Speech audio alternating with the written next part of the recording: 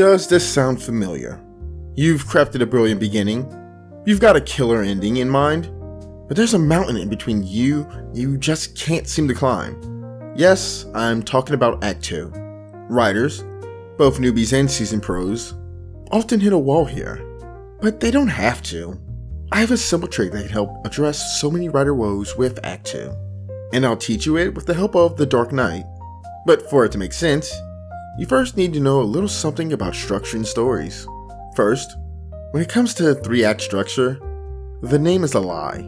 3-act structure isn't 3 acts. When split up, it looks like this: Act 1, Act 2A, Act 2B, and Act 3. So, in other words, it's 4 acts, not 3. This is important because of the functions of each side of the equation. The first half of Act 2 is about the response to how Act 1 ends. It's the point where the lead is reacting and exploring, adjusting to the new realities, confronting the initial challenges, and so forth. Using The Dark Knight as an example, we can say that Act 1 ends when Batman decides it's time to pursue and take down the Joker. He forms an alliance with Gordon and Dent to accomplish this. Joker starts escalating his reign of terror, going so far as to threaten to kill people until Batman reveals his identity.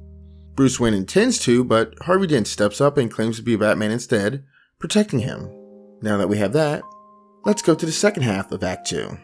The second half is all about escalating the protagonist's agency. It's at this point where you're setting up Act 3, emphasizing characters' growth, having subplots flourish, and weaving more into the main plot, etc.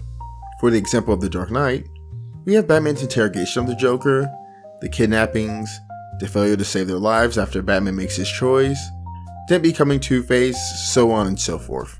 Everything that happens before the whole situation with the Fury, which is the start of Act 3. You might have noticed one key event I skipped: the capture of the Joker.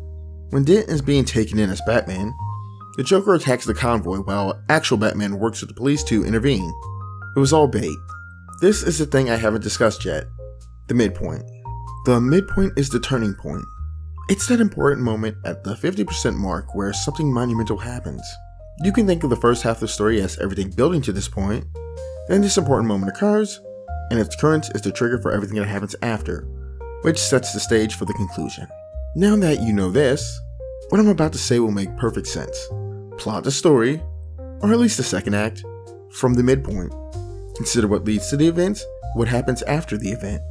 Make the event something monumental in scale, but not something that overshadows the actual climax.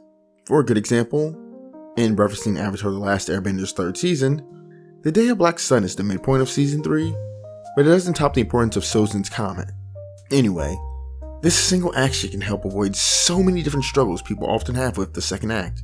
In fact, I've come up with a list here I'll share. 1. Sagging middle. A strong midpoint provides a significant turning point that reinvigorates the narrative, preventing the middle from dragging. It reorients the plot, introduces new stakes, and challenges them to keep the story dynamic. 2. Lack of direction. The midpoint acts as a narrative anchor, giving you a clear destination to build towards and then move from.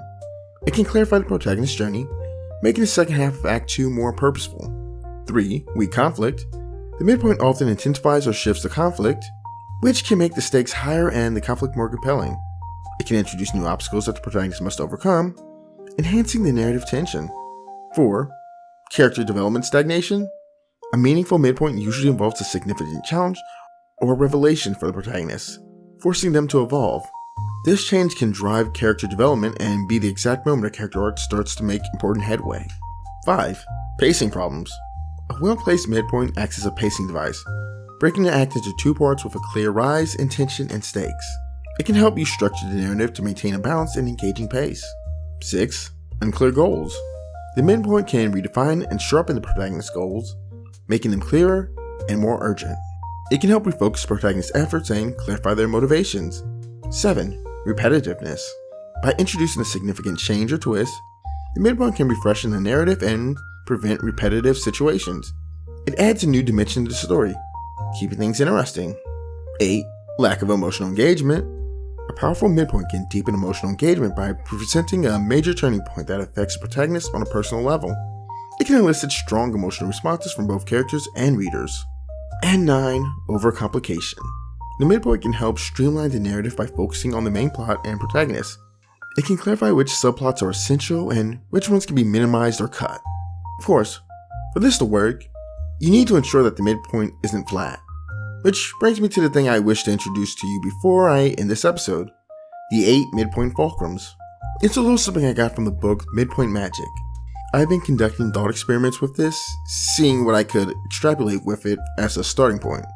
This has led me to create blueprints for outlining stories, such as the Forged by Fire framework, as I'm calling it. You can see exactly how I'm taking my knowledge of what I've spoken of in this video, and applying it here to create a skeleton for further evolution in the future. I even gave it to a friend of mine for outlining their entire series. But all that goes beyond the purview of this video. If you are interested in more about the midpoint or the structures I've extracted, make it known through things such as commenting, liking, super chat, or channel memberships. And if you have any questions regarding Act 2 or anything else, always feel free to ask questions. I'll do my best to get back to you.